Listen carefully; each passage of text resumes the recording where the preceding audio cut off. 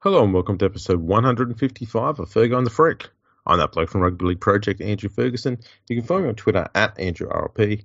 Join me as always is the magnificent, the splendid, the still awake League Freak. You can find on Twitter at League Freak. How you going there, mate? Pretty good. Did you have that one ready to go, set up, or did you make that one up on the fly? No, you can tell via the slight pause Yeah. that I had to think of that on the spot, and I couldn't think of something actually impressive, so I came up with something a bit, let's call it shit. No, I thought it was good. I thought it was really good. It was so shit, I thought I'd better put in a few extra words just to cover up for how shit it was. Oh, man. And it worked, until Yeah. I then came out and pulled the covers back and revealed how shit it was, and everyone's kind of very unimpressed now. Yeah, look, everyone, if we hadn't have pointed it out so much, everyone would have been like, oh, wow, that was not too bad, actually. Yeah, see, this is how honest we are. Yeah. Now, we're going to start a bit different here today. We've got a few things lined up, but we're going to start with Freaky. Have we got any emails? We certainly do. We've got heaps of emails. It's great. There we go. So, the first one... Delve into your sack. Okay. Well, this one... Yeah. Just get my sack out, because that's how you read emails, with your sack out. In both hands. Yeah, exactly, carpet. So the first one here is from Adam Webb, who's a long-time follower of mine. He said, "Hey, Freaky, your last two episodes about the NRL and Channel 9 have been spectacular. Great commentary on the situation when so many others are just drinking their Channel 9 Kool-Aid. I reckon a question worth pondering is, why does Channel 9 want to ditch the 2020 season? Sure, they'll save $125 million on the balance sheet, but what is the underlying reason to do that? What are the strategic business reasons that probably have nothing to do with the NRL that is causing them to try and pull back $120 million? There's something off in the distance that is threatening Channel 9 that isn't apparent to the rest of us. Nine Entertainment shares closed at a piss poor $1.20 today. Maybe there's something going on behind closed doors at Nine that's got them trying to pad the balance sheet." He said, "Keep up the great podcasting," and he sent it from his Commodore 64, which is pretty impressive, hey? That's very impressive. Yeah, yeah. I'll have first crack at this one. Yeah. I don't think it's anything else other than the fact that despite coming out and posturing that they're very good with their finances, Channel 9's finances are a complete ruin. And they're trying to ditch rugby league purely to save a bit of money for 1 year. Mm. Maybe to just not have a whole heap of shareholders bail on them. Yeah, so I have a feeling that the advertising revenue for all broadcasters is probably down right now, because you think of how many shops there would be that just don't need to be advertising because no one can go in, they're shut. So I would guess that advertising is down, and because of that, the money is pretty tight at some of these broadcasters, and obviously Channel 9 would like to save 120 odd million bucks if the NRL is shut down. It's kind of gross by Channel 9. I've seen today that the NRL has said that now both the broadcasters are backing their return. It shouldn't have come to that. We know that Fox Sports wanted them to back the NRL because then they need some content, but that they had to convince Channel 9 is kind of gross, and hopefully that's remembered the next time that a TV deal is negotiated. Agreed. Okay, so the next one, Sam Bayless, one of our favourites. He's a Patreon of mine too. Yes, he's been around since day one for the podcast too. Yeah, he retweets so much stuff. It's awesome what he does. He's our marketing and PR man. Yeah, it's fantastic. So he says, "Hi guys, loving all the shows. If Channel 7 gets the broadcasting rights, who should they sign to get to call the games? Should they hire anyone from Channel 9, any up and comers? Cheers, fellas, Sam." So you reckon no? No, I think, the only ones they should be signing are ones who haven't been tainted by the old dinosaur whinging bullshit that goes on there for the last few years. Yeah, the ones I would say, I like Billy Slater. I think he's fantastic at it. I think that I feel like Cooper Cronk would fit in really well with Channel 7. from there, it's mostly Fox Sports people. Like, Yeah. there's some good callers on Fox Sports and that I like, but yeah, everyone else I would leave behind. There's not a long list of people from Channel 9 I would be looking at getting. Who could they have as their main play caller? Oh man, who did they have during the World Cup? I think they had Andrew Voss, didn't they? They had Andrew Voss for the first World Cup. I think he was contracted to Fox Sports for the last one. Okay. I'm not sure if he could go across or not. I can't remember though, to be honest. Yeah. Yeah, I think I know they had Jim Wilson and Renee Gardner as presenters, and they did a bloody stellar job. So I wouldn't mind if they went back there again. See, I disagree. I'd get rid of both of them. I didn't mind them because the one thing I found about them is they didn't sit there and poo-poo the game. It is kind of refreshing when they don't. You get people that are talking about the game that aren't shitting on it constantly. Yeah. So I'm happy for them to be retained for that purpose. Yeah. Yeah, I can't remember who else could you get on there as a main play caller. What about that bad actor who shouted every time nothing was going on and then went quiet when something exciting happened? What was his name? He was in Riddick. Yeah. Jones's dad. Yeah, he's an actor. Yeah, what's his name? Man, that's annoying. Matt something? Matt Nable. That's him. Yeah. Matt Nable. Have you ever seen... You haven't seen Riddick, obviously, have you? No. He's bloody good in it. Is he? Yeah, like not... Does he shout? You know what? He plays a dude he plays like a bounty hunter, the leader of a bounty hunter group. And he kind of takes control. He doesn't take shit. And then there's a bit of a twist in it, a little bit of the way through. Like, he's properly good in it. Like, when you see him calling the games, you sort of think, man, he needs to go back to acting. Because he's and I say it respectfully, like, he was really, really good at that role. And if they did another, like, Riddick movie, you kind of would. He's one of the few characters you'd be like, man, I hope he's back. Oh, there you go. Well, there you go. Yeah. Maybe that's why he's missing. Possibly. There you go. That's it. They could look at, I guess. Yeah. Was there anything else that Samuel brought up? No, it was short and sweet, as they say. As he is. Yeah.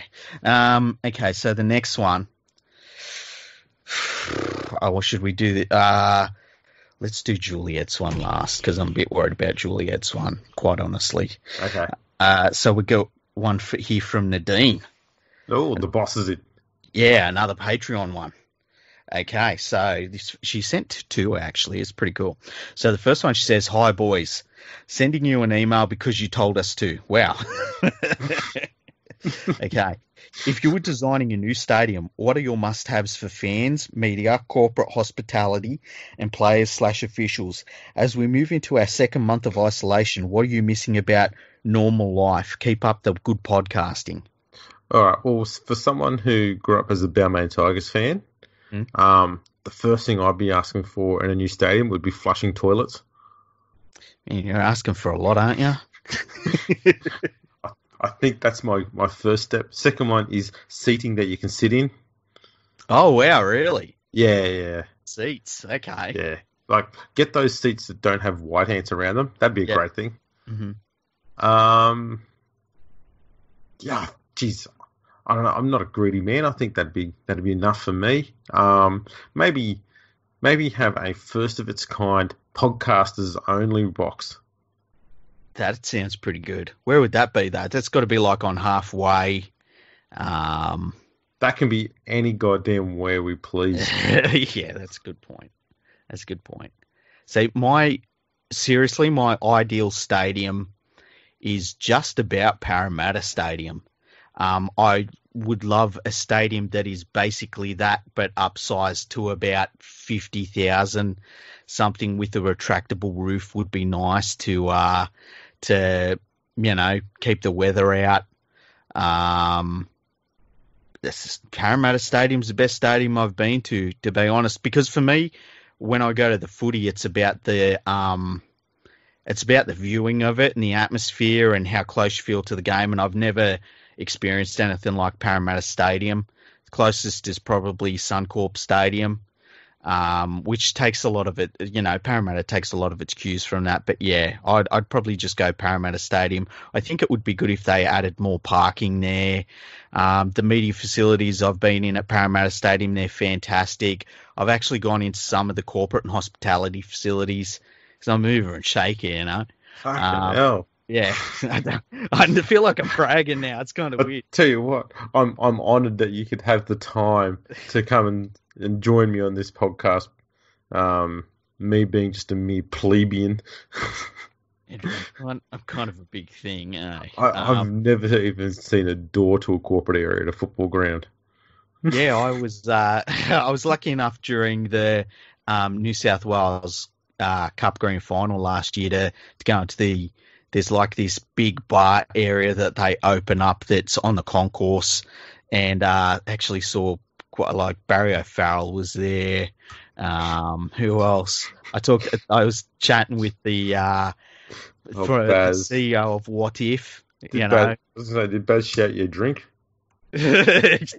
Loved his wine. It's really good. Grange.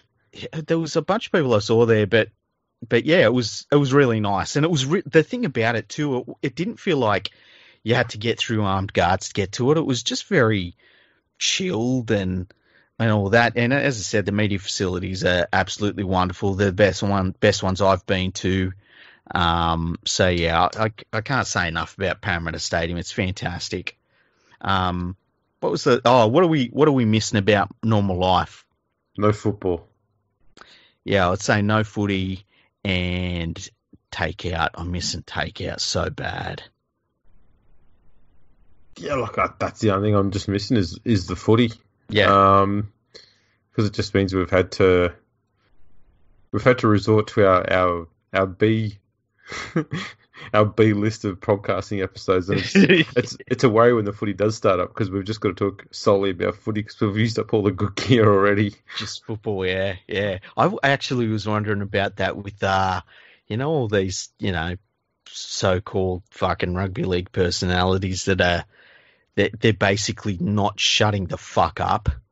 Yeah. Like Phil Gould, and like they're just blowing their fucking load. Like, what will they talk about when the footy starts? They can't go back and say, "Oh, my top 5 this and that." They've already done all of those things. Yeah, how bad has that been? So many lists. I'm sick of the fucking list. Like, I know I've got lists on my website, but can we just stop with the fucking lists, please? We might have to do an episode just of lists. Lists. Well, Nick Tedeschi.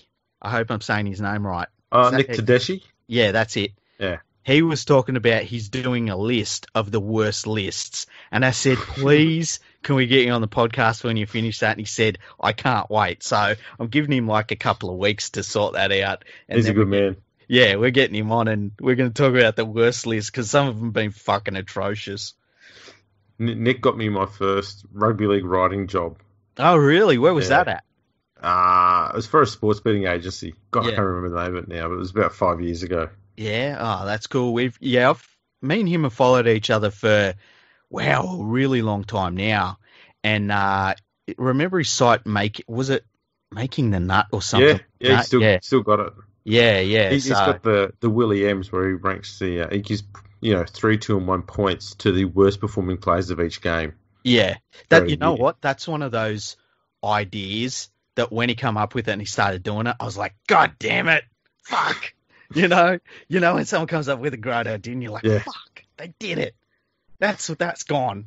I love his work. He pulls no punches. You either agree or disagree with him, but you can't argue with the quality of the work that he puts out with whatever point he makes. Yeah. And he stands by it. Yeah, exactly. And not a lot of people do. No. And he doesn't sit there and go on a blockathon either when people start disagreeing with him. Yeah, exactly. Okay, yeah. So Nadine sent another one. She's gone with 2 of them. She did it 2 in a space of 10 minutes too, which is She is bored. Yeah, I was kind of impressed, So she said, okay, I thought of some more questions. You have the opportunity to rid the NRL landscape of one of the following journalists. Who do you choose and why? Oh, only one. Man, I'm telling you, I'm looking at this list, it's difficult. Okay, Kent, Buzz, Crawley, Hood Ornament, Weidler. All right, I'm gonna say I'm not worried about Buzz. Yeah, he's gonna die soon. Oh, jeez. Kent is just loud to the point where I don't think a lot of people are giving him too much. I don't think people are paying as much interest in him anymore because he's just constantly in your face. Yeah, like 3 or 4 nights a week on the NRL plus his article and he's on the radio. I think people are just getting tired of him. Yeah, Danny Weidler is just ineffective. Yeah, and so I'd have to say James Hood Ornament because he's the one who comes out and just comes up with half a story and just blurts it out, doesn't bother doing the research, and when he gets found and proven repeatedly a lot of times that he's not done his work, he doesn't apologise for it. Mm-hmm. He just has these articles turn up as being Fox Sports writers. Yeah. He's a spineless, loudmouth moron. I'd be happy for him to disappear. See, for me, I kind of agree about Paul Kent. It's like, whatever, and I feel like that's what a lot of people say, Yeah. Buzz, what are you supposed to say? You can't argue with what I said, though, can you? No, I think you nailed it with most of them. Crawley is just like a non-entity. Like, He's what just are you an echo. Yeah, exactly. It's like a poor man's Paul Kent. Yeah. And I actually enjoy Hood Ornament because, I don't know, I find it entertaining on some level. I can't even explain why, but there's just this entertaining... I feel some sort of happiness in my chest, just the idea that he just, he frowns when he talks 100% of the time. He just seems angry at the world. So for me, it would be Weidler. Hood Ornament's bleating just makes my ears bleed. Yeah. Yeah. That's fair enough. That's fair enough. The problem is if we got rid of him, then we'd have half as much content to report on. That's true. That'd be a concern. Yeah. She also says here, favourite board or card game? Oh. Well, I mean, poker's always good. I like blackjack better than poker. Yeah, well, there's less thinking in blackjack. Yeah. Fuck you, fucking bastard. You just went with that. Yeah. I know. Hang on. It's true. It's true. I feel like you can play blackjack while you're drinking whiskey. Well, that's true. I think that's almost par for the course, isn't it? Yeah, yeah. You're not actually playing blackjack until you're drinking whiskey. Yeah, exactly. Uno, whatever that one is. I used to like that when I was a kid, but I couldn't tell you how to play it now. Yeah, just what matching. What about board games? Board games. My missus loves kicking my ass in Trivial Pursuit. That's always entertaining. Yeah, after that episode a few times back, fuck Trivial Pursuit. She also loves kicking my ass in Monopoly. Oh, really? Yeah, I'm just a bit dopey with it. Board games, I don't know.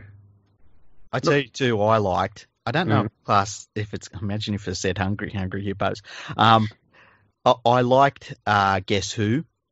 I thought that was always good because it was like I don't know, it was like a test of your perception or something like that. Why haven't the NRL brought out a Guess Who game? Yeah, what the fuck? That would be. I'd buy it in a second. Yeah. We could. I wonder if you and me could play Guess Who, a game of Guess Who. We should set up a Guess Who championship. Tell you what. Okay. That's the next episode organised. Yeah. Okay, I've got an idea here. All right.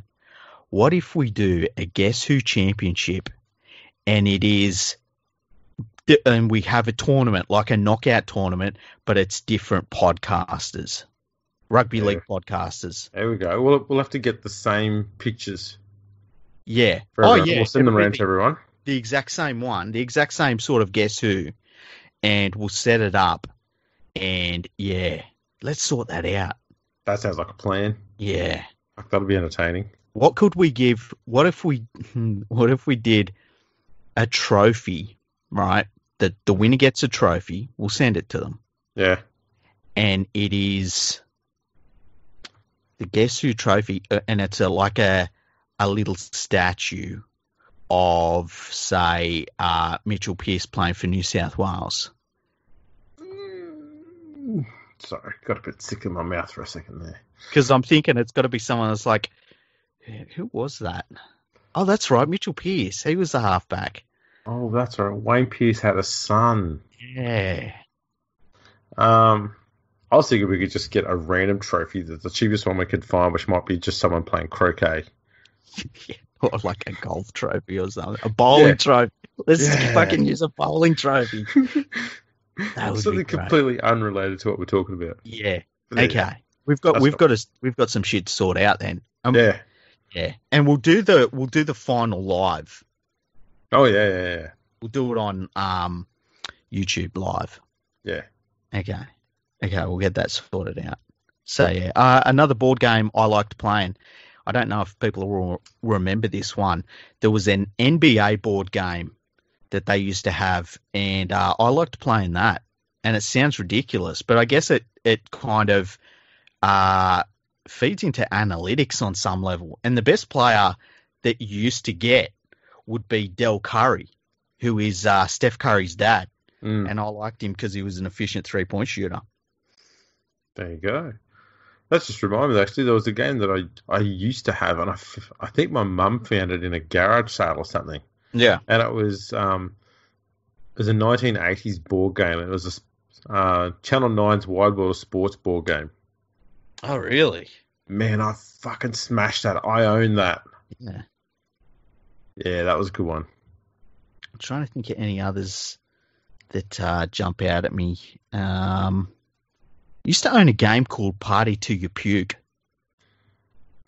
No, didn't have that one. Yeah. There we go. Well, there you go. Go out and buy all of those, Nadine. You'll have hours of fun. Yeah, that'll be fantastic. Most of the fun will be spent trying to find the products, not actually playing them.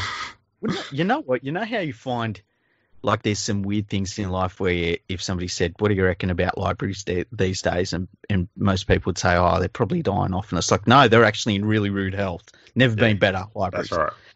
I wonder if board games are the same, where you kind of think to yourself, oh, I bet, with technology and stuff, they're not going great.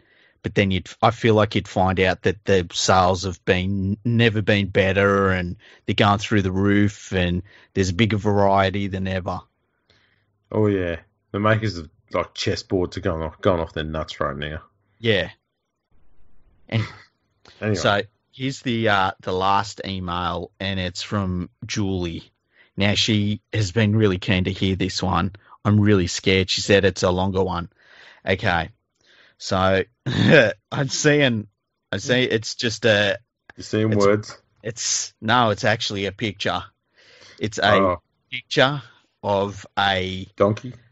Yes. It's a picture of a donkey. And it's also a picture of a woman drinking a white frothy liquid out of a tall glass next to the donkey. Yep. I don't know what this is supposed to mean. Do you know anything about this? I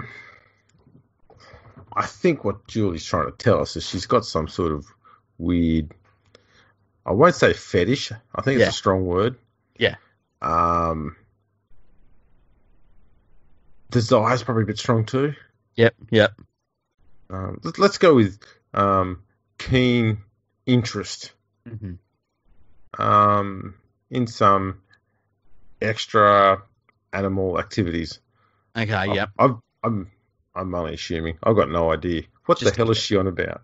I've got no idea. I don't know what this is supposed to mean. I mean, is this a threat? I don't know. Who's supposed to be threatened by it? The donkey? I'm more confused than threatened. Yeah, same here. We should get her on and ask her to explain what this is all about. That'd be a good idea. Yeah, she only says one word in this. It says "hey." So yeah. Hey, Julie. Hey, Julie, how you going? Hey. Now, yeah, we have decided to take the NRL's offer up. Yes, this week they came out with a really clever idea, which was never going to get abused. Never. Where they said you can send your favourite NRL player a letter. I think that's what it was. Yeah. And if there's a fair chance they will respond to it, because what else are they going to do? They're stuck at home. So we thought we could do our own letters to NRL players. I would just put them on the podcast. Yeah, because obviously NRL players are listening to this. Yeah, and there's heaps of NRL players we'd like to ask questions of and, get their thoughts and opinions on not only football, but life in general. Yeah, and let's be honest, we did run a few of these last night as a bit of a test run.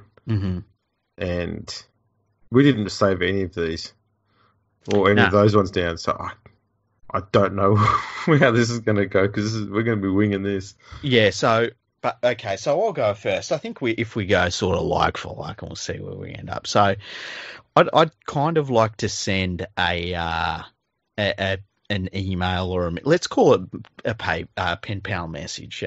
Yeah, I'd like to send a letter to Blake Ferguson, because I've got a bowling ball that one day I had a ring on my finger, and the ring got stuck inside the hole in the bowling ball. So I'd like to send a letter that says, "Hi, Blake. I just wondered if you could help me fish this ring out of the bowling ball hole. I've heard you're the man for the job. Thank you so much for the reply, League Freak." That's off to a solid start. Yeah.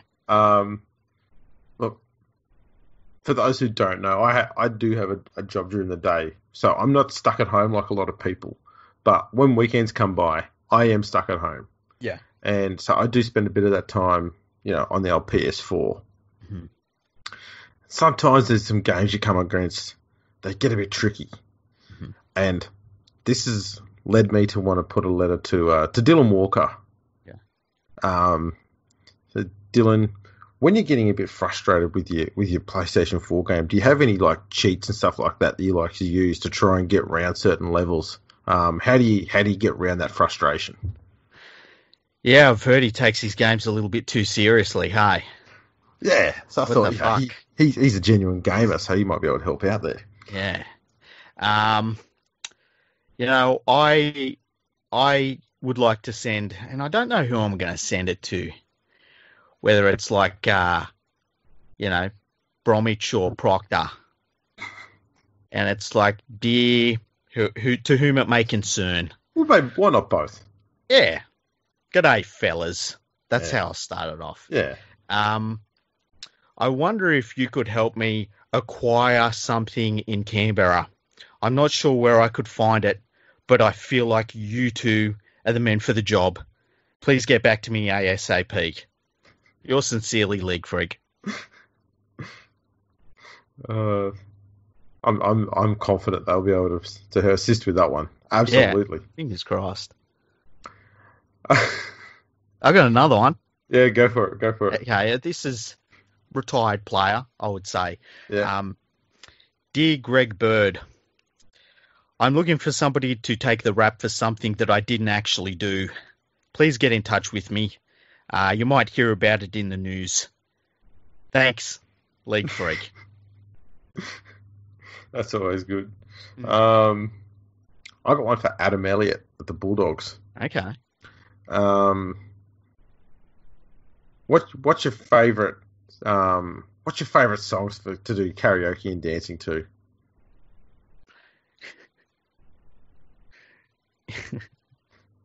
That'd be a good one, actually. It's just, you got to pass the time somehow, have a bit of fun.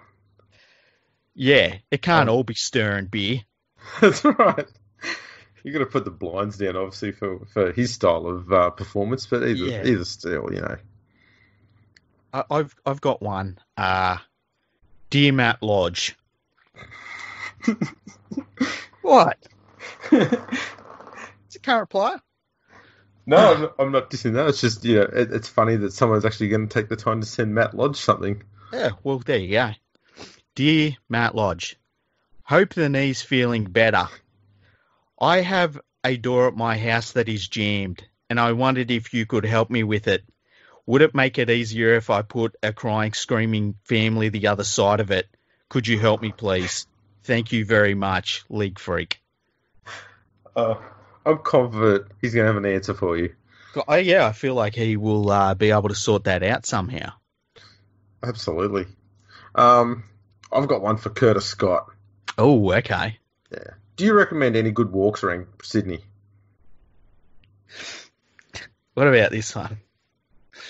Dear Curtis Scott, I understand you like to break dance in front of police. Is this true? Please get back to me. Did they like your performance? Okay. I got one for George Williams. Okay. Oh, this will be a good one. Yeah. I'd just say, under or over 6 foot.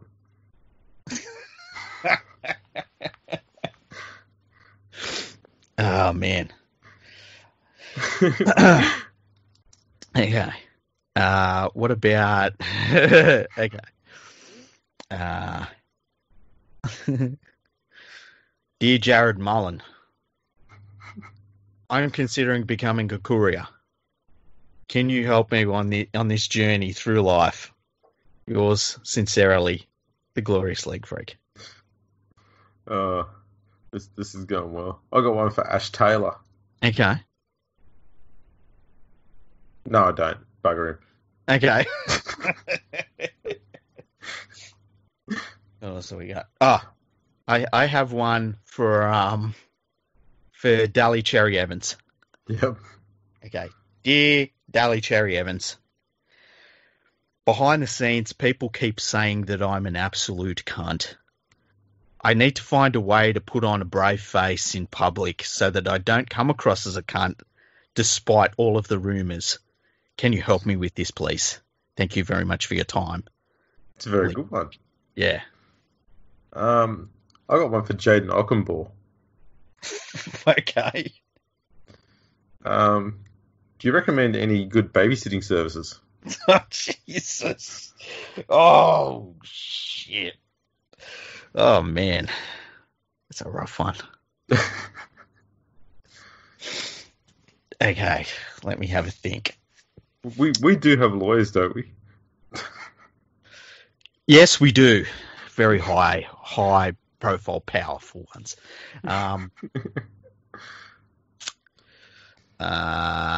Dear Greg Eastwood, how's things? That's a bit random.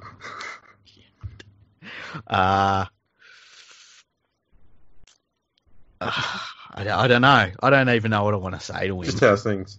Yeah, just how are ya? Why not? Hope you're keeping well.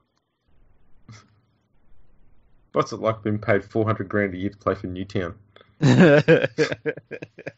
He'd be the highest paid Newtown player ever. In history, yeah, he probably would be, hey? That's pretty impressive.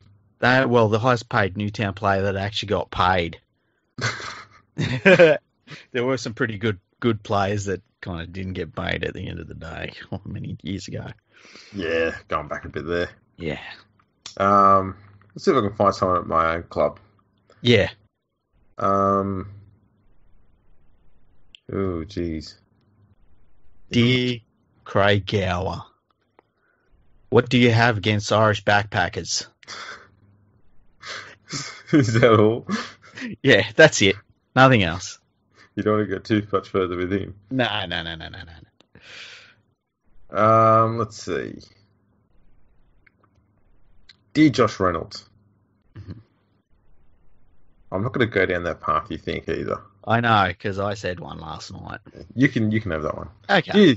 Dear Josh Reynolds. Let's see. Do you recommend any sturdy garden furniture? I see you've tested a few out on TV in the past. Is there any that you'd recommend? I've got no idea what you're talking about. Mate, there was footage of him after a Bulldogs game. I think he got sin-binned once. He was in the dressing sheds. He was kicking the shit out of a lot of plastic chairs. Oh, yeah, I remember that. I've got one for him too. Yeah. Dear Josh Reynolds,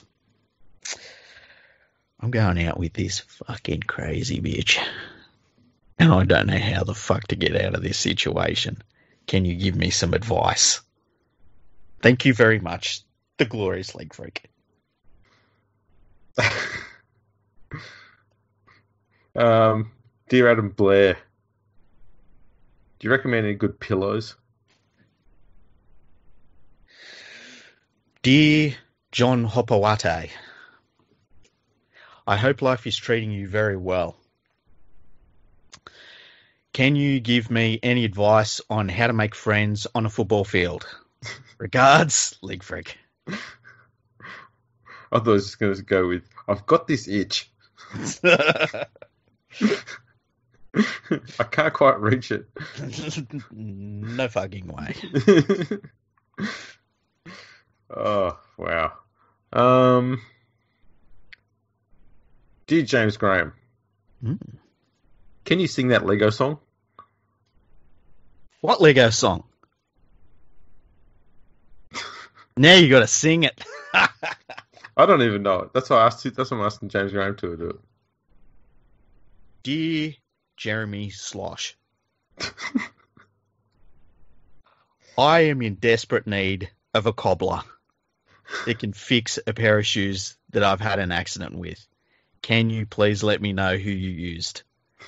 Yours sincerely, the Glorious League Freak. Dear Jeremy Schloss, can you recommend any good dry cleaners? Dear Jeremy Slosh, I understand you're into organic composting. Sweet. That's all I wanted to say. That's all you wanted to say. Thanks very much, the League Freak. Dear James Roberts, I'm planning on going out and getting myself absolutely shit-faced when this coronavirus ends. How many people should I have my entourage to help carry me out? Oh, Jesus. Okay. Now I've got to think now. What's next? I've got another one. Okay, go on. Dear Latrell Mitchell, how much does your Mercedes cost? Dear Latrell Mitchell, my car currently has a flat battery. Do you know anyone that can lend me a Mercedes between $90,000 and $250,000 just for a while? Yeah, till I get it charged up. It could take a few months. Yeah. Dear Damien Cook, Ooh. I heard a rumour that you can run really fast on the beach. Is this true? Oh, man. Okay. Ooh. Man. Now I really got to think, hey. This isn't good.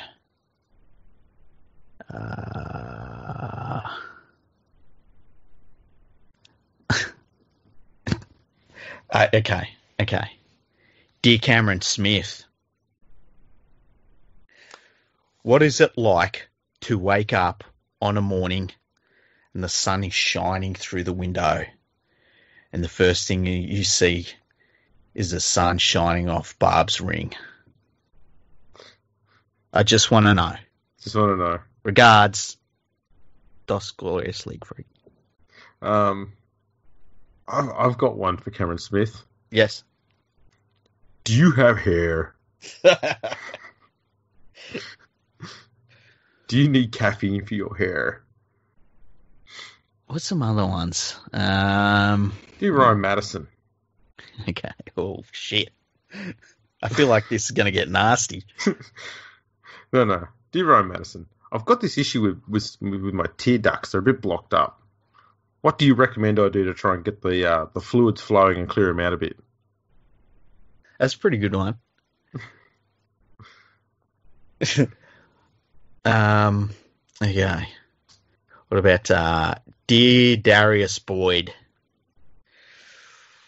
Was it better to not talk to anyone, or for them to realise that you can't really say too much too well? Let's see what we got here. Jeez.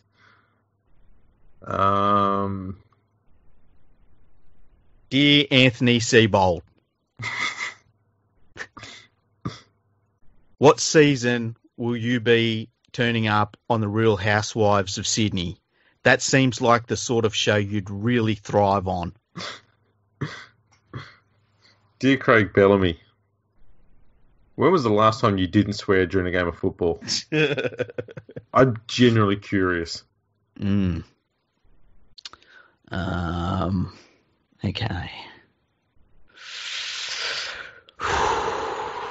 Okay, we've got a Dear Quade Cooper. Why do you think anyone cares? Regards, League Freak. Dear Callum Watkins. Oh, shit. Well done. Just well done, seriously. The fact you managed to get an NRL contract, got a career out here, mate, well done. Just want to give him a bit of praise. Yeah, he deserves it. Yeah. Like, I want to know what it's like to have a holiday on the Gold Coast as well. Exactly. Dear Bryce Cartwright, how comfortable do you feel knowing there's a national pandemic going on and you're an anti-vaxxer? Just curious. Dear Bryce Cartwright, have you sought out herd immunity? You fuckwit. I wonder if he's panicking just a little bit. It's funny how all that sort of shit died down, hey? Like all those anti-vaxxers and stuff. They really found a way to shut the fuck up when it turned out they were going to have to put their money where their mouth was. Yes. Which is quite funny. Yeah. Who else we got? It's too many players. Yeah. We're trying to send letters to all of them. Yeah, well, we have a lot of letters to send to them, you know. We do. We need an official letter writer. That'd be pretty handy. What about Dear Luke Brooks? What's it like to know that you probably left around $1 million on the table to make sure your friends could all go and play for other clubs? Poor Brooksy. I know, right? Yeah. Dear David Fafita, know of any good drinking spots in Bali?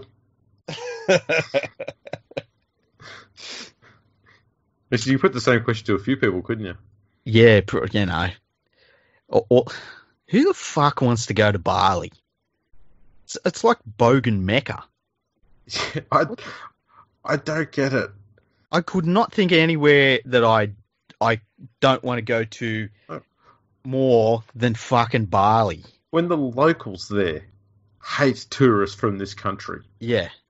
That tells you the type of people from this country that go there. Yeah. And yet people still want to go. I don't get it. It's very weird. I don't want to go on a holiday to somewhere where there's the worst type of Australians there.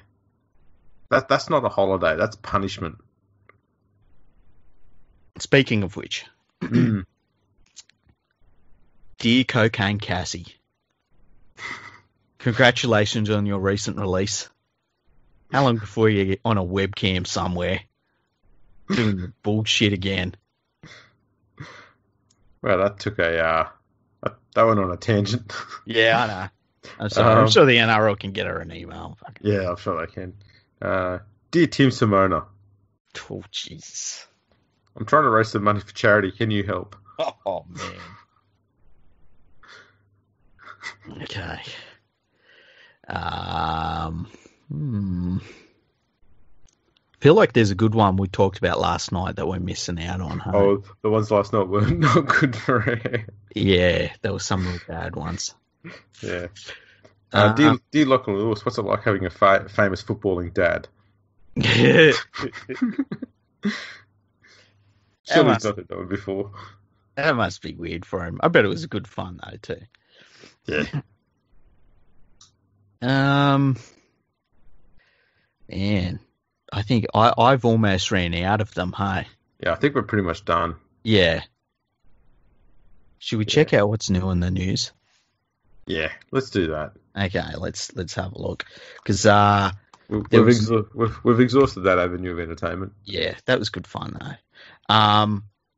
So yesterday there was news that Channel 10 does not want to bid for the NRL rights if they become available, which it doesn't look like they're going to become available for this year anyway, which is interesting. Yeah, although Channel 7 seems pretty keen to keep an eye on developments, and there's been suggestions that they are somewhat interested in taking over the rights this year if Channel 9 decides they don't want to. And I feel that if that was to go on, Channel 7 would do their utmost best to produce the best product possible to stop Channel 9 from getting it back. Yeah. Yeah, it's an interesting one. I think that, look, if I had to guess what was going to happen, I would guess that obviously this year's a bit different, but I think the TV deal just runs its course. I don't think there's any renegotiation, and that then they go into the next TV deal, and I think it'll look a little bit different.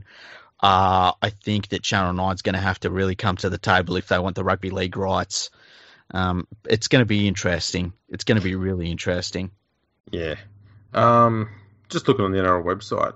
Yeah. On their featured page, they've got this 7-minute video. Yeah.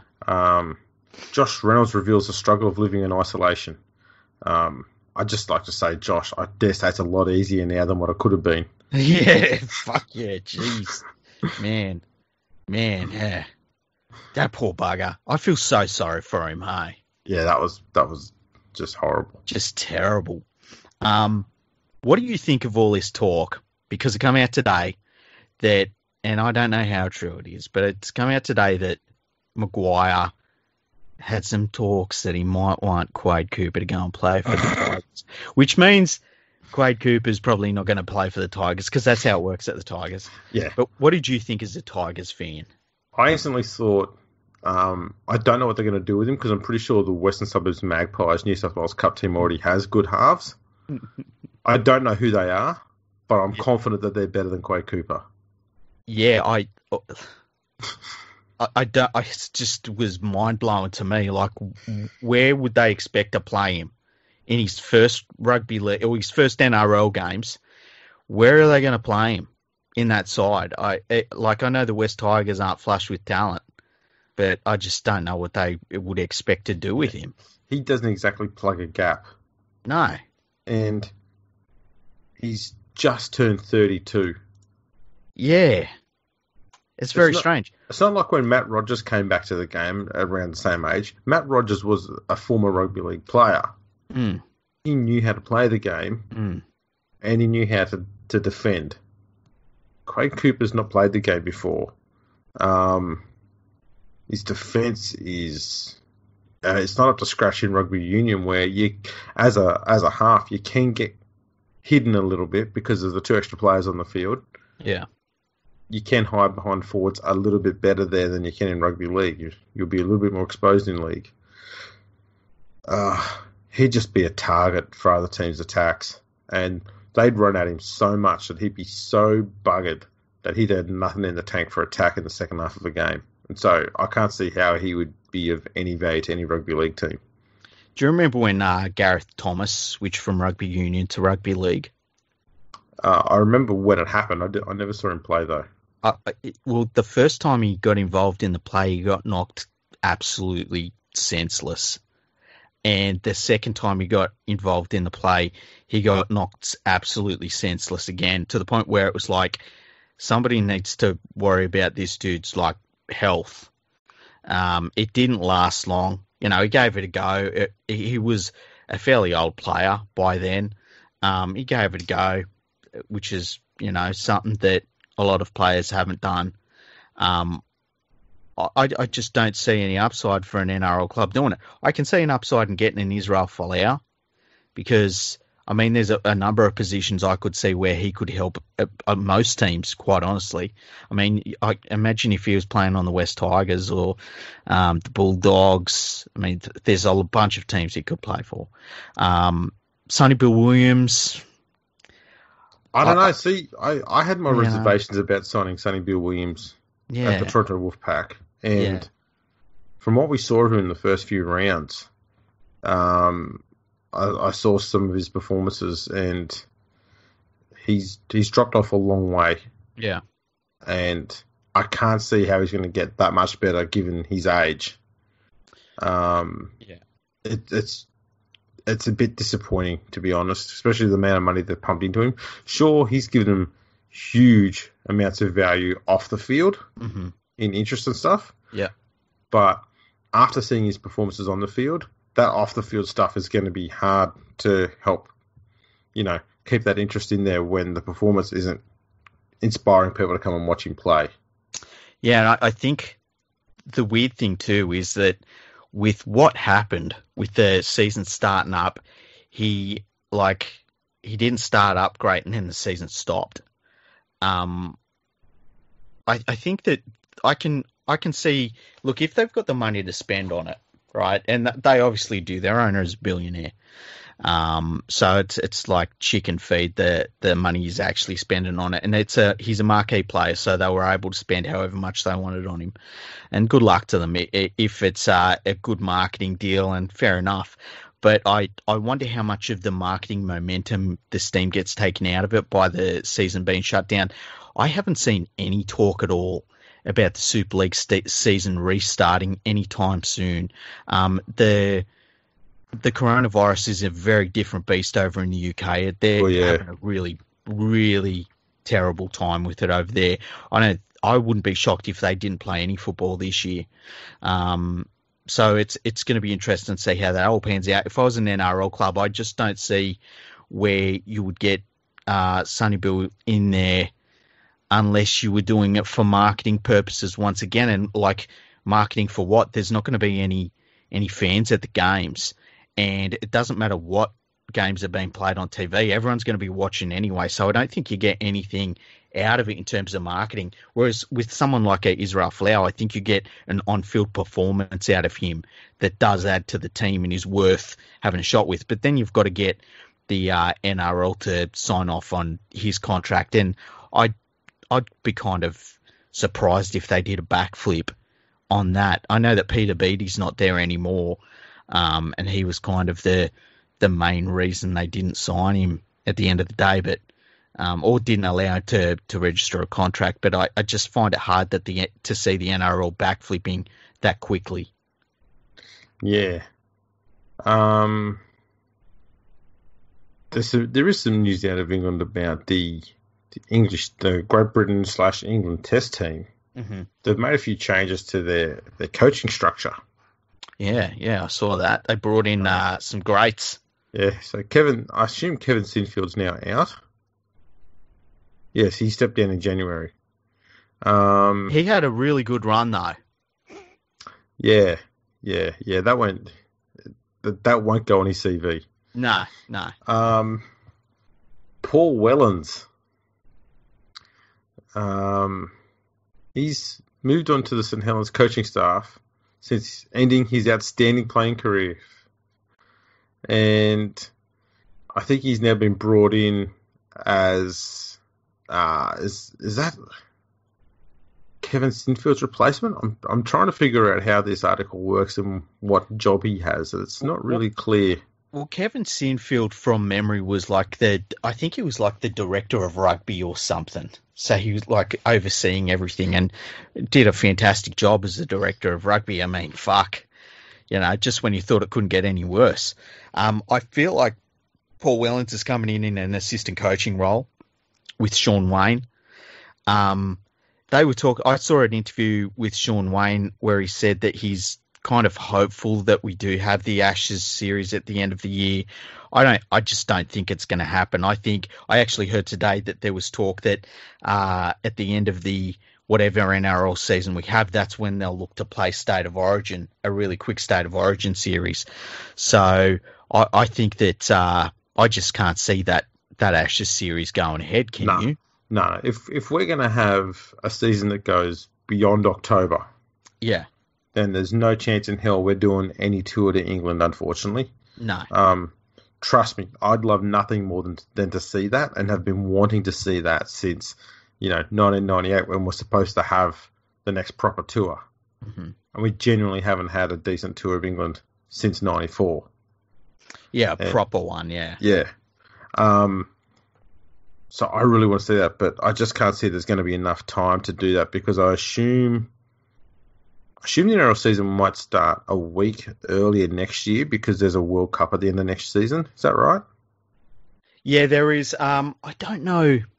Look, I spoke to somebody that works at a club, and they said that right now the biggest concern that the clubs have in terms of their, not so much the higher administration and all that, but the general workers at clubs and stuff, they're trying to work out now what happens with the end of this year, because the clubs really do use the time at the end of the year and going into the following season to do a lot of stuff that is probably taken for granted a little bit. And they don't know how that's going to pan out and how it affects their timetables and things like that. A lot of season tickets are sold before Christmas.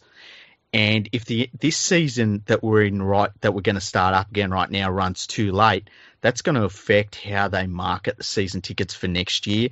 They still don't know what they're going to do with season tickets this year, how they're going to do refunds or if they're going to give credits and things like that. All of that's right up in the air still right now.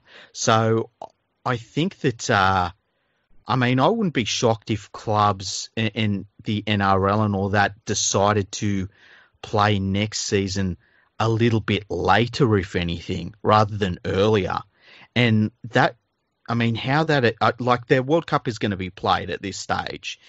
I can't imagine this. I think you'd have to get to this time next year and us all be in lockdown, or the UK still be going through a terrible, that's the thing. What happens if this time next year, Australia is pretty much, clear of coronavirus. Yeah.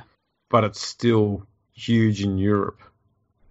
Does the World Cup go ahead? And if so, there's no way knowing they have it in England. Can you imagine the hit that's going to take to the RLIF coffers if they have to have a Rugby League World Cup in front of no fans? See, then I would be looking at your alternatives. Obviously, Australia, and the thing that worries me is we're coming into flu season and what happens then. The other thing that worries me is, if we manage to wait it out and basically wait we get everybody that's actively got it gets over it, and we're not bringing any new cases in, and our cases just stop.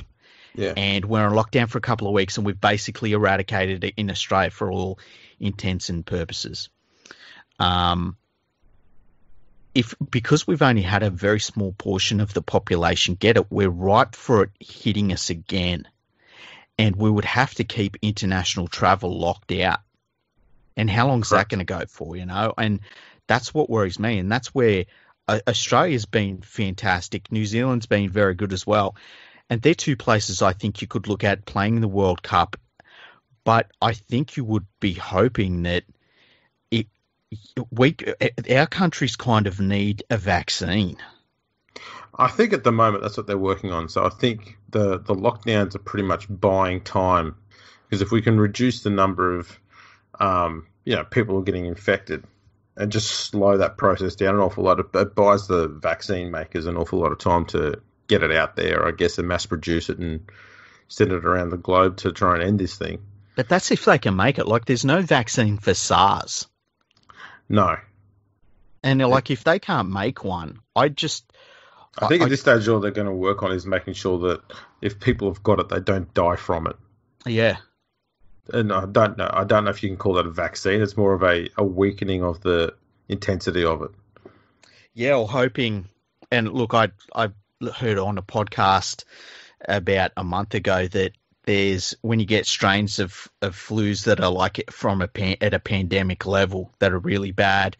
The first one is really, really bad, and all of the strains after that tend to be, less severe, and they tend to overtake the bad one and almost replace it. Maybe we'll get to that point where, you get, this virus and, but it doesn't have the same severe effect this one does currently. This strain does, but who knows? Like, that's the weird thing about right now is you can't really plan for a month from now. You can't plan for a year from now. It's a very strange moment. Yeah. In some positive news, yeah. Mosi Masoi, who had a career-ending spinal injury back in January. Yep. Looks like he's taken his first steps again. Oh wow, that's amazing. There's a video about a brief interview that he gave on Sky Sports over on the Super League website. And the whole time he's sitting up in a chair and talking and moving his arms, and he looks really, really happy. Wow. So great news, that one there. Yeah. The other one was it Jansen Turgid, who had that horrible fall last year? Oh, it was like a weekend away or something, and he didn't he get into a coma or something like that? Yeah. And he was stuck in another country. Yeah, it was in Ibiza. Yeah. And he fell out of a car park. It was one of those high-rise ones. Okay. And there was an article which came out in January this year, where apparently he said that the fall from an Ibiza car park was actually an attempt to end his own life. Oh man!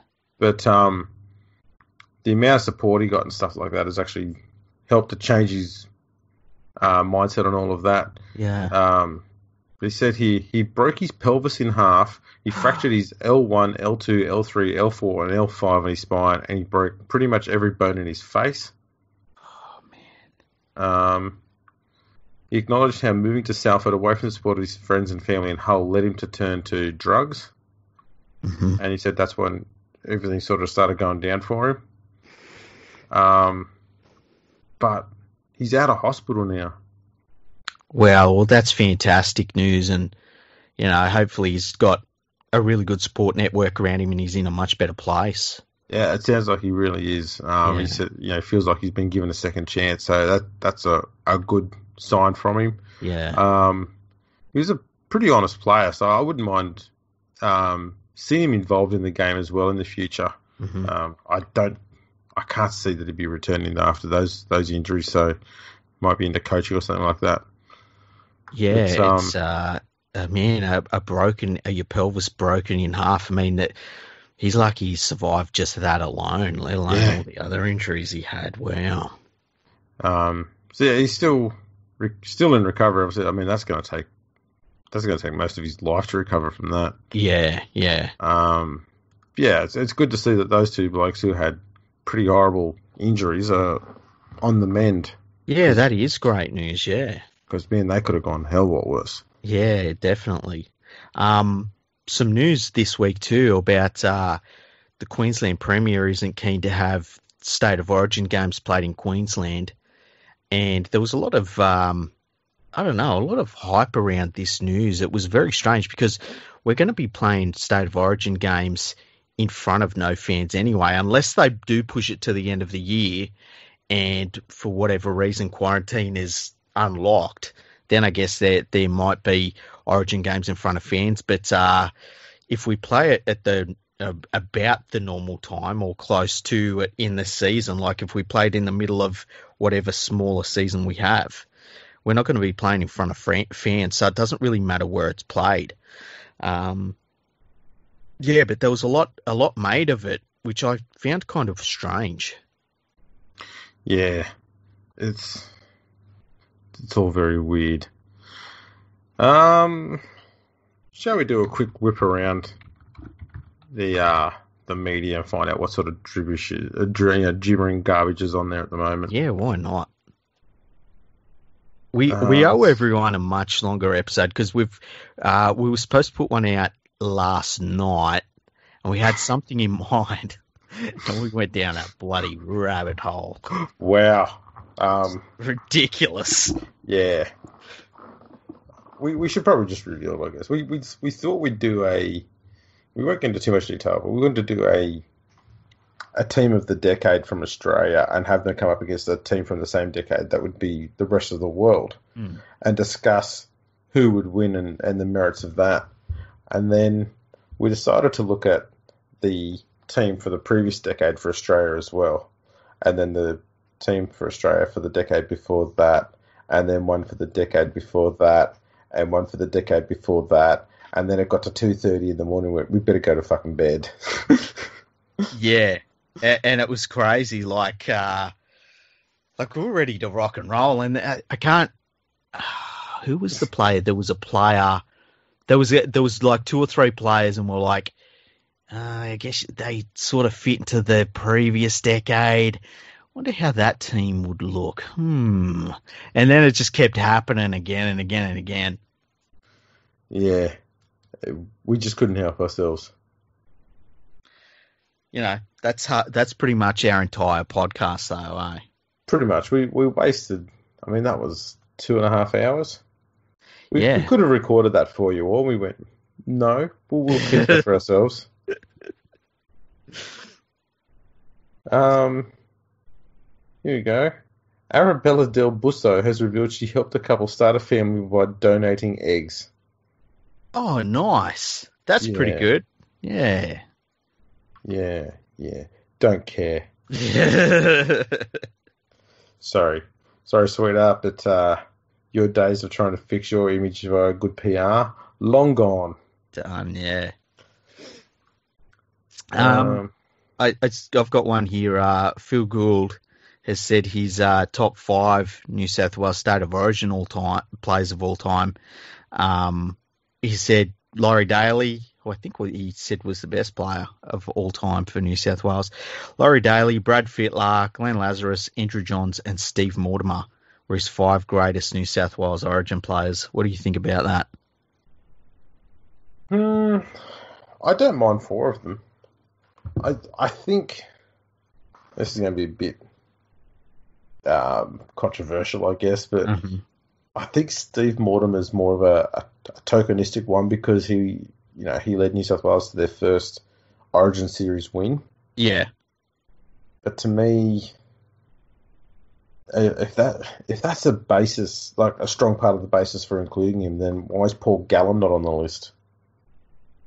And I'm not saying he should be. I just think that there are other players who should have been there ahead of Mortimer. Steve Roach, Paul Theron, Andrew Eddinghausen, Wayne Pearce, Bradley Clyde, Tim Brasher. I was trying not to go there. Look, he deserves to be there. He does. Ricky Stewart. Yep. Jeff Tuvey. Yeah. Paul Harrigan. Paul Harrigan. There's a whole heap of them that, really top of the line, never, and I'm not saying that Steve Mortimer ever let New South Wales down, but I think players that were, you could honestly say were probably better overall players, bigger stars and things like that. I agree with you. I think that taking nothing away from what Steve Mortimer did, but I feel like sometimes it's a bit unfair when you see lists like this. It's unfair to sometimes some of the players that get put in them because when you're looking at lists like this, you're taking the cream of the crop. And we said this before the podcast, if you say Steve Mortimer is in the top 30 greatest New South Wales State of Origin players, that is like the elite of the elite of the elite in the game over the course of the last 30 to 40 years. Yeah. It's not like saying he's a bad player, but then you get to this, when you get to the very pointy end of it, like you start looking at things like, well, Andrew Johns didn't always play halfback. And they're the sort of nitpicky things you're looking at. And, sometimes I think it's unfair to some of the players that get put in these lists because they do get, hacked away at a little bit because of it. Yeah. Yeah. Speaking of lists, should we? No, how many lists are there going around at the moment? There needs to be some sort of moratorium on rugby league lists. And I say that as somebody that has quite a few lists on my website. I think the last one was Emma did the 15 sexiest rugby league players on leaguefreak.com. You can still say that. That gets hits every single day, hey? There you go. I'm not like every single day without fail. That's at least unique. Yeah, I guess it is. But it's been an absolute listathon. We should do an episode of lists. We will. We're going to get a special guest to look at lists. Lists. Yeah. What could you do a list on that hasn't already had a list done on it? Oh, the weird thing about all these lists in the NRL era. I was tweeting about this today. What the fuck is in the NRL era? Why the NRL era? Well, they're talking, I assume, since '98 because that's when most people have seen the game being played. But people saw the game being played before that too. Yes. I can get if it's the last, say, 30 years because you're trying to get everyone that's, say, I don't know, 20 fucking 3 and under or something involved. Or I can see 40. I can see even 50. But the NRL era, why is that the line? That's just, to me, seems bloody stupid. Yeah. As someone who spends a lot of time, more than most people, looking at the history of the game, it irritates me to no end that players are considered more worthy of, great honours and, immortal status and stuff like that, for example, purely because people have seen them play on video or TV or something like that, than, the huge volumes of amazing press and anecdotes and news reports and match reports, stuff like that, of the feats of players pre-war. And so everyone seems to prefer, what they've seen exclusively on TV. And the problem with that is it'll always cut out at least 70-odd years worth of great players. Yeah. It makes it hard to have a discussion about the greatest players in any list of any nature when people are putting such a massive parameter on it like that. Yeah, and it's not like these things weren't documented thoroughly. No. We've got plenty of accounts and witnesses and different opinions, different points of view of all of the games in Australian Rugby League, especially since 1908 going forward. And I just don't understand why and part of me feels like it comes down to laziness, because if you look into it, you can read about what the players, more than 100 years ago were doing, and you can look at their achievements, and you can look at the progress of their careers and the results that they got and all sorts of things. You can read their quotes. It's not like we don't have any of this stuff. There's no, there's no blind spot in the game's history. But because there's, a lot of the time I wonder if it just comes down to, well, we have the rights for these things so we can show some footage. And I feel like a lot of that, I watched a couple of weeks ago, Channel 9, because they can't show live games, they're showing, at one point they were doing the greatest 10 grand finals of all time. And I saw the second show of that, so I only saw 5 of them. The oldest one was from the 90s. I think it was 97 was their oldest one. Every other one was in the 2000s. It's like, are they kidding? There's there's a whole massive part of rugby league history that they're not taking into account at all. It was very weird. Yeah, I think one thing that Fox Sports needs to know when they decide to do, replays of old games, people want to see the game being played in a different way. Predominantly, that's what it is. It's not even about watching your own team play. They want to see a game played under completely different rules that were in place than to the ones that are in now. Yeah. They want to see past greats playing the game. They don't want to see stuff from 10 years ago or 15 years ago. No. You've got to go back to when things were a lot more different. And I'm talking,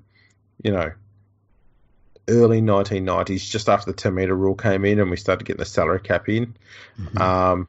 And before that, so into the 80s. A lot of games from the 80s would be much more fascinating, seeing how backlines worked with the 5-metre rule. Yeah. Because right now, when you watch rugby league, backlines don't sit back too far. It's very flat, both sides. Yeah. But you compare it to a game from the 80s, and that backline would be staged so deep. Like the ball carrier would be, could be standing on the 20-metre line, and the backline could go all the way to about the 5 metres inside the half.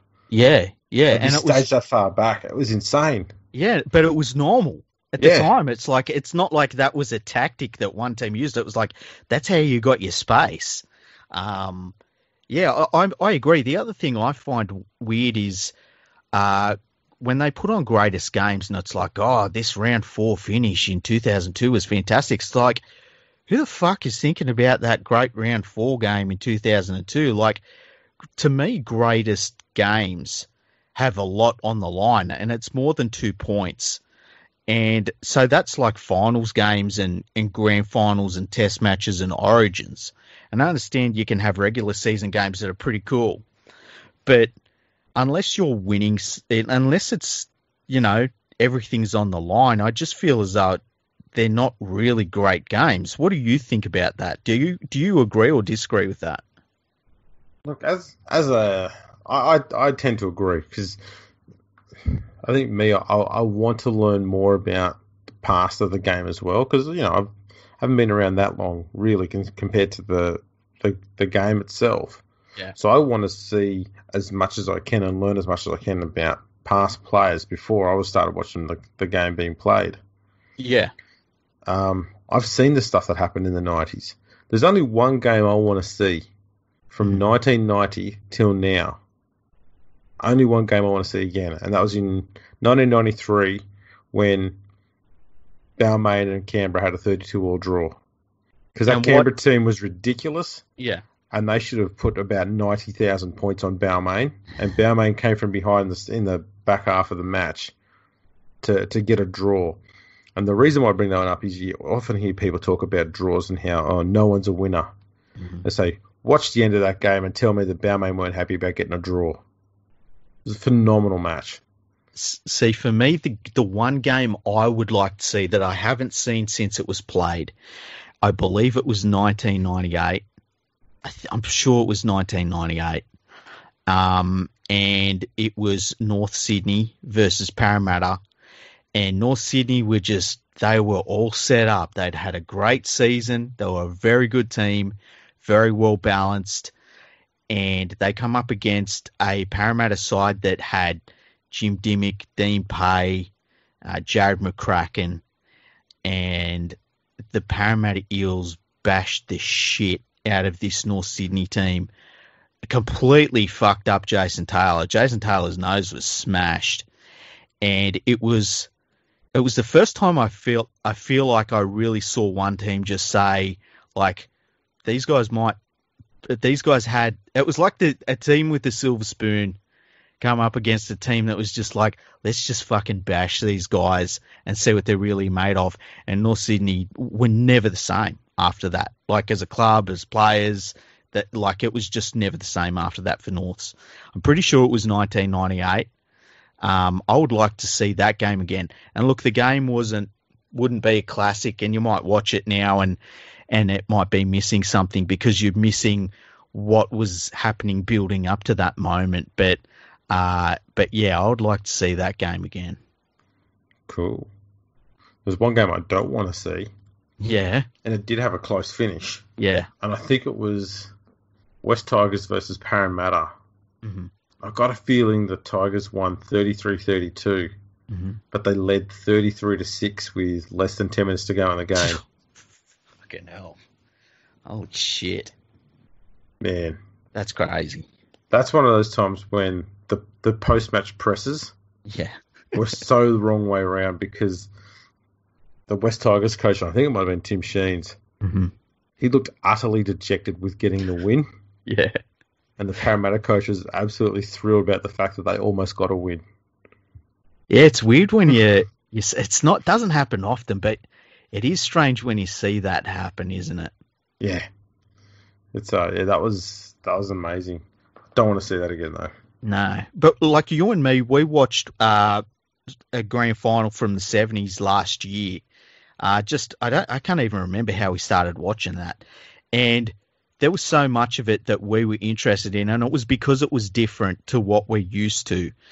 And that's why I like seeing some of the test matches that they show on Fox Sports every so often, that like just random ones, from the 70s and things like that, because not only do you get to see players that you haven't really seen before for the most part, but you get to see the way they played. And the thing for me that I love seeing is players in those old games that do something that you think, oh, that's modern. Yeah. Yeah, that's always pretty fascinating. Tell you what, there's something I would like to see. And, I mean, people know of the 1982 Kangaroo Tourists as and the 1986 Kangaroo Tourists, they both went through the whole tour undefeated. They were the only two tours to do that. Yeah. And Australia were pretty dominant in the 70s, mid to late 70s as well. Yeah. They did lose 2 tests in 1978, though, to France. I'd like to see those games. That would be really interesting. That would be really, really interesting. There's, I think back in the late 70s, the French just had a massive forward pack, and they just ground the game down. It'd be interesting to see what their style of play was then, because prior to that, I'd love to see games from the 50s with France in there, because they were just an exciting team back then. It's hard to think that from 1953 to 1956, they played 6 tests against Australia, and Australia only won once. Think of the players Australia had in their side in that period. Like some of the best of all time. Yeah. So it's that's what I want to see. I don't care who wins these games, but I want to see these greats of the game playing at their peak, and that would be that. I want to see the French team from the mid-50s. I always love seeing France play. It's changed a little bit recently. I think they're more forward-oriented. But I love seeing them with their backline players and stuff like that, because they really seem to get it. They just get rugby league and how it should be played. Remember last year when we were watching some of the World Cup qualifiers, and we saw like a team like Spain who had this really different style of play, and they knew they couldn't match other teams in the forward, so they really threw it around. They had a pretty handy halfback, actually.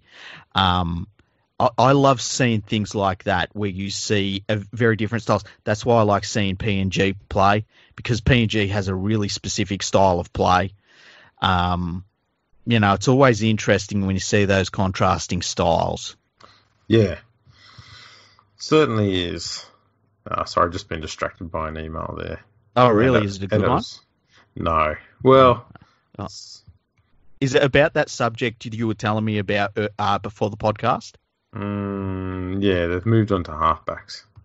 Okay. And there's none from before 1970. Okay. Wow. Anyway. Okay. I think there might be one there. That's still not good enough. Oh man, I can't wait until the podcast, which we won't record. Especially when you see the names in there. Fucking hell. I can't wait. This is going to be good. Anyways. We're waiting until it's all done, aren't we? And then we are. Yeah. We are. And then we'll pull it apart. Yeah, it'll be good. We should get into that quickly. So, Anything else we need to get done? I think there's been no more comments. People, get onto your podcasting program, what's me do that thingy, and leave comments for us with 5-star reviews and stuff so we can read them out. Yeah, we're looking for basically if you leave a 5-star review and make it a positive comment, but you can say positively anything you want and we will read it out. We love your comments. They're fantastic. And so, yeah, just see how creative you can become with it. Exactly. And yeah, we'll put them up on the website. You know, you'll get plenty of love for it. Yeah. As you should. Exactly. Also, subscribe to us on YouTube. We need a heap of subscribers on there, so that'd be cool. Just go on there and click on a button and you use an email address you don't plan on using. That way you won't get bombarded by spam every time we put up an episode every 3 hours. You know? We're starting to get a following. It's interesting. The followings that we are getting on YouTube are growing, and the ones that we're getting on the Facebook page and even the Twitter page. I mean, we're almost at 400 followers now, which is pretty cool. Yeah, it's going very well. Yeah. We've got a big social media network, haven't we? We have, yeah. We're pretty lucky in that sense. Talking ourselves up a bit here. Yeah, we are. You know what? People need to go to patreon.com/RL Project and become a Patreon to Andrew here, because he wants to become a full-time rugby league historian, and you can make that happen. And can you imagine all of the cool things that Andrew can be producing for the game of rugby league if he's doing it full-time? So go there, check it out, give whatever you can give. It's all worth it. It's all fantastic. Andrew deserves your support. Go and do it. Thanks, mate. No worries. Okay, I'll plug your one too. This is where you should go like, oh yeah, go to League Freaks on, I guess. League Freak does have his own Patreon account. There's only a new one. But yeah, get over there to patreon.com/League Freak. And he's got a few tiers set up there. He's actually gone to a bit of effort to set up tiers and stuff. I didn't bother with that. So get in there, give the bloke some coin so he can keep producing his content, which other people like to rip off. I mean, that's what we do. Yeah. It all goes towards the website and podcasting equipment. I actually bought a arm for my a retractable arm for my microphone. It arrived today. It was only a cheap one. I think I spent $27 on it, but it's fantastic. Does the job. It's not like I'm going out and buying ridiculous shit with it. So, but yeah, just it all goes towards that. You know, if you donate enough money, you'll be able to hire a better co-host. Nah, is it? Think of that, people. No way. If I had $1 million and that come in on my Patreon, man, I wouldn't change my co-host at all. Just get another one. Yeah, and just like have 3 co-hosts. You get Jimmy Smith on. I get Scarlett Johansson as co-host. That's what I do. There you go. Stacey Keebler, co-host. That rings a few bells. Yeah, she was lovely. Great personality. Really, really good personalities. So yeah, check those out. That'd be fantastic. Plus, Freaky also needs it to pay for all of the URL domains that he owns. Yeah, I do own a few, but it's mostly, you know what it's mostly for is just the server costs, because they're in US dollars. So it's like I'm getting smashed on server costs right now, which is fine. Like, but I just got to a point where I was like, maybe I should set up a Patreon and see how it goes. And I've had 4 wonderful subscribers so far. Every single little bit helps. And so, yeah, I really appreciate the support through that. Should we do something for those people who are contributors to both our Patreons? Something to honour them, maybe on the podcast website. We could have a page dedicated to them, maybe. That would be cool, hey? Yeah, the crossover ones. Yeah, that could be a way to entice people to help us out a bit and encourage them that way. That's a cool idea, actually. We should get onto that. I don't know. We'll find something to do. We might even find something that we might be able to provide for those people once a year or twice a year or something like that. Who knows? Yeah, you know what we should do is if there's something you'd love to do, because it's hard to know what to provide extra for Patreon followers. So if there's something you have in mind that's not weird, by the way, okay, Julie, Katie, just let us know. Because if it's like, I don't know what it would be, but if there's something you'd be like, it'd be really cool if you did this for your Patreon supporters, we'll do it. If we can do it, we'll do it. Yeah, it's got to be something, obviously positive and good. Yeah.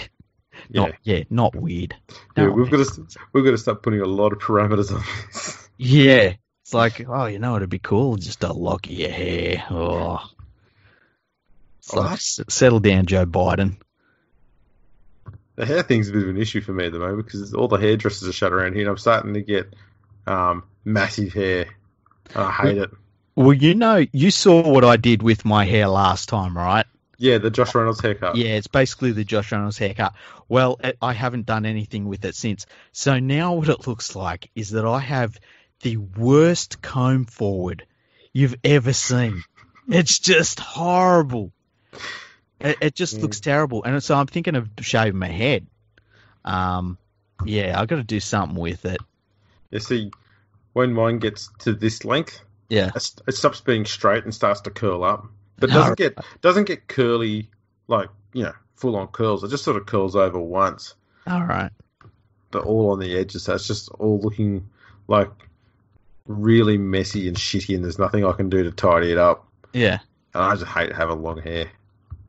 Yeah, once I got to being like a teenager, I didn't like having long hair.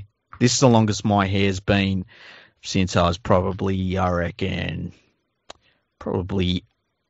think it was 18 when I first started shaving my head. Oh, it's only about 3 years ago. Yeah. Wow. Yeah, it's a new thing. I've been doing mine for a bit longer than that. Yeah.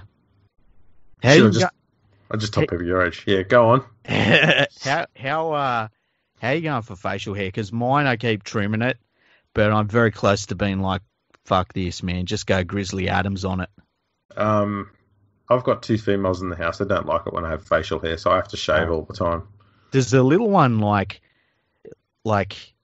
have you ever let your facial hair grow and then shaved it when she was like a baby and it freaked her out? She was like, who the hell's this? No, I think it was more when I did let my hair go a bit too long and I shaved it off. Yeah. She sort of gave me that first double take of, you look familiar, but something's not right. Facial, not really, because I never really had long facial hair for too long. Yeah. It grows pretty quick to start with and then stops at a certain point, and then I just get rid of it. But yeah, it is coming up to winter. I tend to get a bit lazier with it then, so it might get longer. I just realised last time you saw me, I had not only the Josh Reynolds haircut, but I had the porno tash as well. Yeah, I think I described it as the Ricky Gervais goatee. Ricky Gervais goatee. Yeah, I guess it was in a way. It was weird. I should do something. That's giving people a really good mental image of. I know. I should do something weird with it while I can. Hey, I don't know. I'll work something out. Go the full post-retirement Mick Foley beard. I just get rid of the sides and just have the goatee, but really long. I just let it go bushy as hell and not make any effort to keep it in any sort of form. Yeah. Well, that's how you got to. Here's the thing, right? I think there's something weird about trimming beards and trimming your facial hair. I think when you start when it starts becoming a trigonometry event, it's like, what are you doing, dude? Just be a man and grow it or don't. Yeah, if I get to the point where I go, okay, it's too long now, I'm not going to go, okay, I want it to be half length. I go, yeah, it either goes or it stays. Yeah, exactly. Like that's how I am with my hair for the most of my life. It's like shave your head. You know, oh, hair's growing long, just shave it. Yeah, You know, exactly. you're a dude. What are you going to? It's You know, hair. these For most of us, it grows back. So, just yeah. cut it off. Who cares? But these people that go to barbers, right? Like, I don't know. I just find it a bit weird. I think that the barber experience has gone a little bit weird, don't you? Yeah, I think when there's men who like to spend more than 15 minutes getting their hair done, Yeah, like at a hairdresser. yeah, So I'll go in there and say, "What's your quickest haircut possible? I don't want to have any awkward silence longer than I need to in this environment. mm-hmm. I'm not comfortable having random strangers touching my hair. Mm. So just ditch the scissors, shave that shit, and then let me go." Yeah. I don't want product, Yeah. right? All no, you need, no, don't need product. Just cut the shit off and let me go. yeah. Like, what style do you want? What do you mean style? I'm here for a haircut. Yeah, I want it off. Yeah, that's why I haven't been. You know what?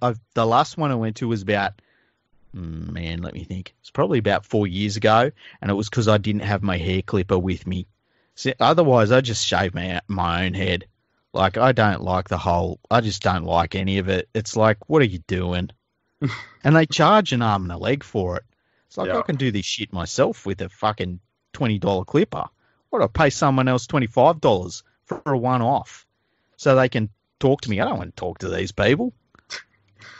It's always the same conversation. What do you? Well, so what do you do? You know, it's none of your fucking business. Cut my hair. I say, "Oh, so have you been busy? Have you gone? Did you take that guess from the fact that I've let my hair get to this stage?" Yes, I've been fucking busy. If I hadn't been busy, I would have got my hair cut a month ago. Yeah, it's not my deal. Yeah. There's this barber place, right, that is in a little shopping centre, and it's one of those ones where it's always full. I don't understand it, but anyway, there was this dude that was standing there, and he's trying to look all tough and stuff, and he had those fucking wax strips all around his eyes and face and shit. He's like, I don't know what he's waiting for. Like, he's waiting for the shit to work or something. But it's like, you can't stand there with wax stuff on your face trying to look cool, man. That's not how it works. Yeah. I wonder how long he kept that facade up for. Couldn't believe it. Couldn't believe it. I just got my fish and chips and was just disgusted with him. You should have thrown a chip at him. I should have, hey. Probably would have ran. One soggy one. Yeah, just one soggy one and just throw it at him and hit him in the face with it and just go, "You disgust me," and then just walk off. Just ruin whatever he was doing to himself. Yeah. Imagine the insult, having a chip thrown at you. Did you see that, you probably haven't, the New South Wales Police during this pandemic, they've said that not only are they fining people now for spitting at police officers and other people in public, now they're going to also publicly shame them. Okay. Yeah, very strange. I think it's like, can you just apply the law and stop with your fucking public shaming? And the other thing that got me today was that they said that if people, they're trying to push this app where they can track everyone so that they can track the virus. And they want everyone to have this app on their phone so that they can just make sure that they haven't been in contact. See, that's in those quotation marks, track the virus. Yeah, exactly. Let me tell you, if they make something like that compulsory, I'm going back to a flip phone that doesn't have apps. Fuck being tracked like that. That's ridiculous. Flip phone, mate. I'm going back to the Nokia 3310. Oh, yeah. Don't even need internet for that sumbitch. I would go back to and I never owned one, but you know the old Razor phones? Yeah, Motorola. Them, yeah, that would be cool. Just something that just doesn't have the ability to have an app.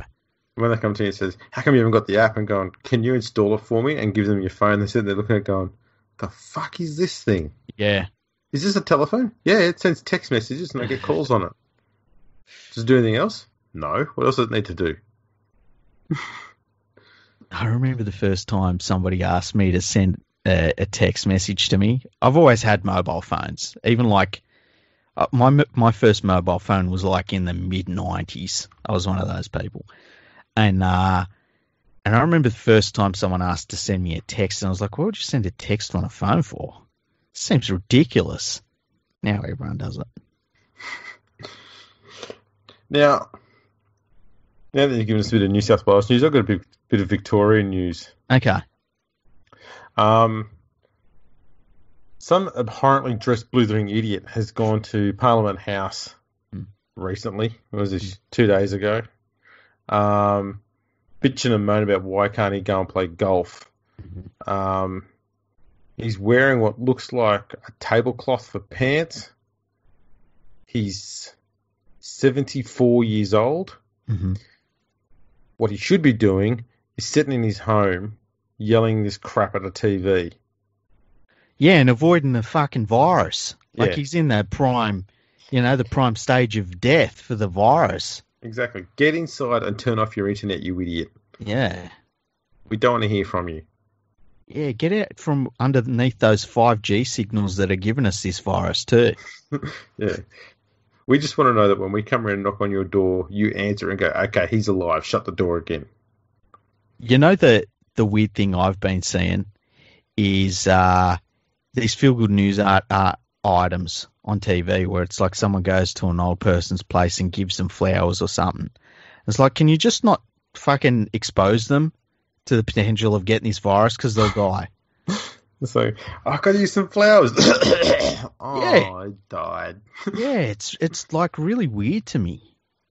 Yes. There's still this weird compulsion within some of the broadcast media to still go out on the road and go to the scene of something. Like, we saw a news article the other day with, I think it was on Channel 9, with the Trebojevic brothers. Mm-hmm. And they sent a journalist over. And they made it clear that they made it so obvious on the screen to show just the reporter's hand holding the microphone to say, we're keeping our distance. And saying, if you've watched Fox Sports, you'll see that they're doing all of those interviews over the fucking mobile phone without anyone going to their house. Yeah. What are you doing? There was one on channel, I feel like it was 9.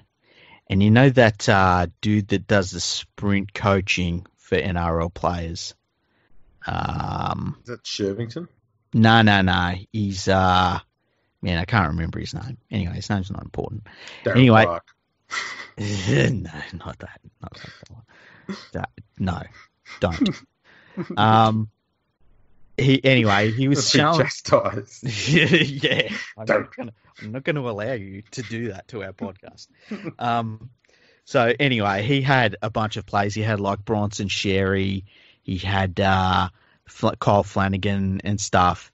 And there was heaps of people there. Kalen Ponga was there.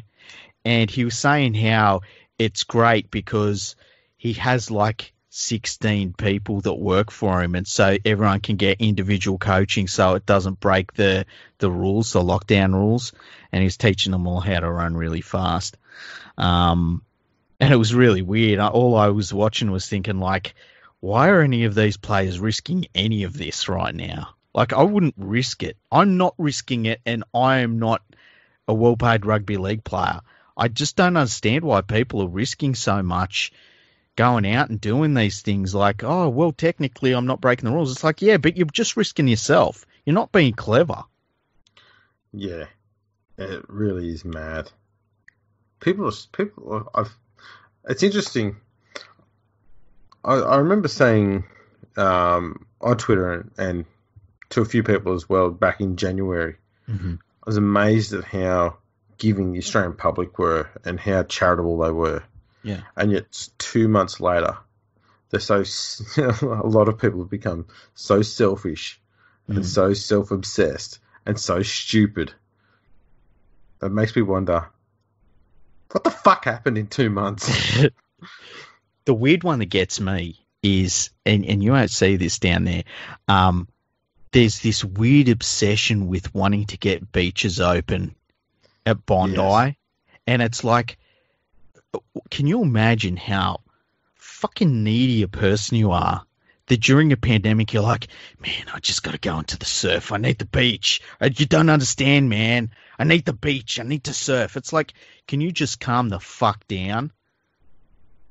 Obviously, down here, it's old, irrelevant people who are somehow still famous, pleading to have golf courses opened. Yeah. It's so strange. It's like, I just want to be able to walk around the golf course, and it's like, how about you just chill at home for a bit? Like, this is the easiest pandemic in the history of the world, right? You can stay at home, you can watch the world through all of your devices. We've got food, we've got water, we've got shelter, we've got, air conditioners, it's just so easy. Just sit at home for a bit. If you need some exercise, just do it at home. I saw a picture of a dude. Oh, it was a video of a dude on one of the news services, and he's standing in a park lifting kettlebells. And it's like, you just fucking need to be seen, don't you, mate? Yeah. You need to be seen lifting your kettlebells. Go and do it at home, idiot. The thing is, he just wants to be seen, but he fails to realise that there's no one there to see him. Yeah. Yeah, mate, that's why we've got things like TikTok. Just go home and put your TikTok video on and just do it on there, and people can see it a lot more often then. You know what we don't have enough of in the world? We don't have enough compilations of people singing into their webcam some fucking song, pretending that they're all fucking kumbaya in the moment. Maybe we needed this. Maybe I was just thinking back on this episode. It's been like a purge. It really has been. The purge we needed to have. It's just, that could be the title of the episode. It's just the purge. Yeah. Sorry, listeners, but we thought this might be a better idea than to just have bits and pieces of purging in every episode. We just do it all in one big go. Yeah, we wanted to give you a long episode. We wanted to give it to you, and it be long enough. Yeah. Plenty of girth in this one too. Yeah, meaty, really meaty. Yeah. We wanted you to really have to commit to taking this one in. Absolutely. Ow. Sorry. It's all right. I'm just yes. I'll tell you later. Okay. It wasn't anything bad, just something stupid I did. Okay. I think it's time to tell people the two things you do during a podcast, because one of them is like, oh yeah, that's fair enough, and one of them's like, oh shit, you're like that dude out of that movie Copycat. Yeah, the one I was just doing then was I've got this multi-purpose tool / pocket knife thing, and I usually just sit here folding it up and then unfolding it while I'm doing the podcast. And I was just removing a bit of dead skin near my fingernail, and it just took a little bit more than I thought, and it's just started to bleed a little bit. Got into the live stuff, eh? I just think it's creepy as fuck. You're sitting there basically cutting parts of yourself off with a knife. Like, what the fuck? You weirdo. You're like fucking John Rambo when he was out in the bush trying to get away from them cops. Just doing a weird shit to survive. It's like your coping mechanism. This makes me feel really bad. You talk to me long enough, you start cutting bits of yourself off. Why does everyone always do this at some point? You're going to have like the people who make Swiss Army knives are going to start contacting you, and they're going to give you sponsorship. Mate, our sales are through the roof because of you. Ah, man. So fucking weird. Because the other day, me and Andrew were talking, and I was saying, like, I don't even know where I look at when I'm talking. I couldn't even tell you. And he was like, oh, yeah, I either play with the transformer that I've got here, or I just play with my knife. And I'm like, you're fucking what? Yeah. It's a multi-purpose tool knife. There you go. I'll put it away. Yeah. Oh, thanks. Yeah, it's been like nearly 2 hours, and now you're putting the knife away after cutting a chunk of your finger off. That's normal. People think I'm the weirdo. I think this comes from spending too much time in the my home office. Yeah, you just start. It's like, them animals in the zoo. They start pacing back and forth and stuff like that. Yeah, that's it. Yeah, yours is just you're pacing back and forth, is cutting bits off yourself with a knife. That's comforting. There's a tiny little hole there. Interesting. Anyway, I know that I can withstand that sort of pain, so I'll just have to do it with the other fingers in the next episodes. Okay. I've learned how to become a very, very bad manicurist. Yeah, it's an interesting one. So, we've got a comment on the YouTube page from. Oh, really? We've got a regular bloke on there who uses the username Sefo Arsu, and he said, "This is in response to the last episode, the NRL Checkmates Channel 9." He says, "Good work, fellas. Listening to it right now. Good yarn in these tough times. Thanks." Nice. That's a nice comment. Yeah, thank you. He loves it. He usually leaves a few comments every time. So yeah, get on there. Give us some comments. As I said, get on there and subscribe. We've got 54 subscribers on there now. Yeah, feedback's always good, hey? Yeah. Unless it's shit feedback, then it's not good. I think we can delete some of that, so it doesn't matter. We've got a bunch of people that we've teed up to get on, right? But we're waiting for the timing to be right, because the timing is so weird. Like, you sort of say, okay, we'll get you on when this sort of happens. But until something happens, it's like, you're sort of getting on talking about, well, we're waiting for this thing to happen. So we've got some really cool guests lined up. We're just waiting for the right moment to have them on. Yes, we might get one on soon this month when I pull my finger out and get onto that. Speaking of, something we mentioned in a past episode, my journalism. Yes. That can now be seen in this month's edition of Rugby League Review magazine, which is out now everywhere. Mm-hmm. As soon as you open the front cover, bam, there it is. Straight away, nice. Straight away. Excellent. Can you say what it's about? It's about 2 interviews that I had with CEOs of Brisbane expansion teams. Excellent. That'll be really interesting read. Yes, and I've got 2 more which I'm going to put into the next month's edition as well. So that way I've covered all 4 expansion bids. Yeah. So one of those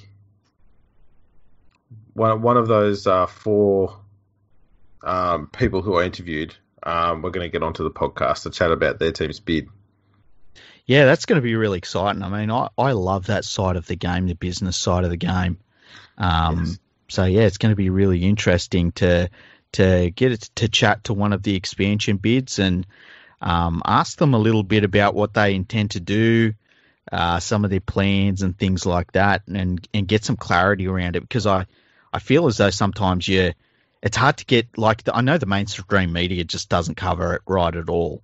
And so get the Rugby League Review this month and next month, and you'll get a lot of things cleared up. Thanks to Andrew, our journalist friend. Journalist, yeah. Doing proper journalism. Yeah. Showing the old donkeys how it's done. Hey. Alrighty, so I suppose we should wrap this one up. We've stretched it out pretty well. Excellent. That's what she said. Thanks very much for listening to us. We love your support. We appreciate it. We hope we're entertaining you. And just thank you for everything. It's been fantastic. Everything's going upwards, and it's incredible. It's really incredible. So thank you all so much.